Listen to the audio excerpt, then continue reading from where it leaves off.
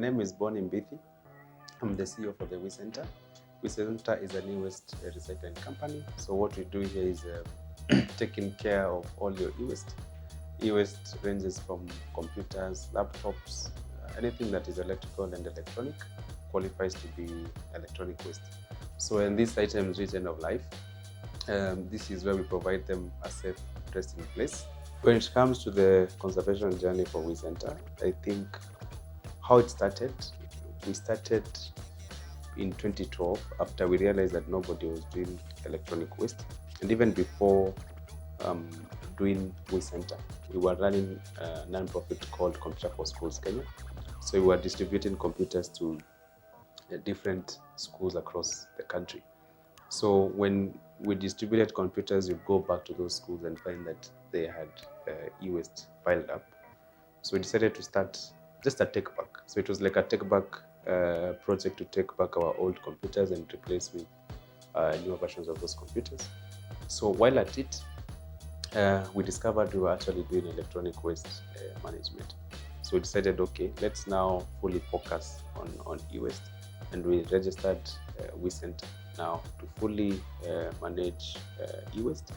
At that time, all obsolete electronics would either be piled up in stores or people's houses, people's offices, or if people were disposing, they would just dump them. So there was a lot of e-waste in the dump sites. Others, people were buying some of the old equipment, breaking them down to remove valuable components. Then the rest were thrown into rivers. So it was really a chaotic way of handling e-waste. And e-waste is known to be carcinogenic. So it's one of the highest causes of cancer, and also a lot of diseases from kidney failure to mental health and a couple of others. So with research, WEEE Center was able to now design a business model. So when we were starting, we were not starting to make money. It was about solving a problem that nobody else was solving. And WEEE Center got a lot of attraction from local partners and also international partners. So that showed that whatever we were doing was the right thing to do. In managing e-waste and also taking care of the environment, I think there are some challenges which people face, and especially young people. You find most of the time when it's a young person who is driving an agenda, some people will not take it seriously. So that's one of the challenges that I've faced, which also a lot of young people face. You come into a space that, if you look at most people who are known to be conserving the environment, a lot of them are relatively older people. So when you have a young person, people are like, this person maybe just wants to do this because of money. They would struggle to see the bigger picture, that indeed this person is doing this because of the passion that they have for environment. And I think this is not just a unique case. If you go anywhere in the world, that will happen. I've attended many conferences across the world, and you find other young people also face similar challenges, because there's that perception that the older generation seem to be more aware about certain issues. You find the other challenge would be in terms of capital. It's really very frustrating to run a business and make it sustainable without funding. And that's why you hear nowadays most people saying that even a majority of the companies that are getting funding in Kenya have foreign sort of investors, or they were started by foreign people. But WEEE Center, this is a local company. This is a company that was started by a non-profit, which is Computers for Schools Kenya. And if all the directors of CFSK are Kenyan, yeah, and I'm also a director of CFSK. So starting WEEE Center, we did not now say that because it's going to conserve the environment, we have to get people from other countries to come and get involved for us to be able to get funding. For young people who are doing conservation currently, I think one of the resources that we possess is having access to information, which we can easily benchmark what another young person is doing and making use of technology. Like for WEEE Center, I think one of the things that we keep doing is to innovate more. So I find we're able to innovate, we're able to use technology, incorporate technology in what we do. So I feel somebody who is doing conservation using the old ways of doing it without putting technology into it becomes difficult. So if you can use Internet of Things, you can use artificial intelligence, making use of such things. If you're tracking pollution for a certain river, if it's like for us, we want to have AI to track consumer disposal behaviors. We'll be able to predict when somebody is supposed to dispose their e-waste. So when you apply such, I feel us young people have a better chance at making sure the planet is clean than the older guys. The other advantage we have is that now the world is talking more about climate change, circular economy, environment.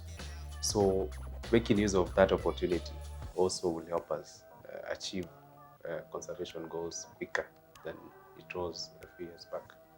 Goals for us at WEEE Center and also for myself that I think would be also goals for other people who are doing conservation is aiming at an environment that is clean, having people changing their mindset when it comes to taking care of the environment.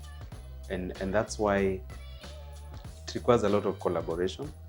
Whatever conservation you're doing, it's not unique. So if we are doing conservation through e-waste management, another person is taking care of the environment by coming up with sustainable agricultural practices. All these are things that we can collaborate. So I feel for me, what I would really be looking forward is people being more approachable and more collaborations and partnerships to encourage people who are doing conservation. It's not easy. You see, we've had a lot of challenges. You find taking care of the environment is like a war. Yeah, there are people who don't want to see the environment safe. Then you have us who want to keep it safe. So the only way is to change our culture, and that's why in the new curriculum in the CBC, there is also an aspect of environment, so that you have people growing up when they already know that you're supposed to take care of the environment. Then you have government supporting initiatives that are protecting the environment.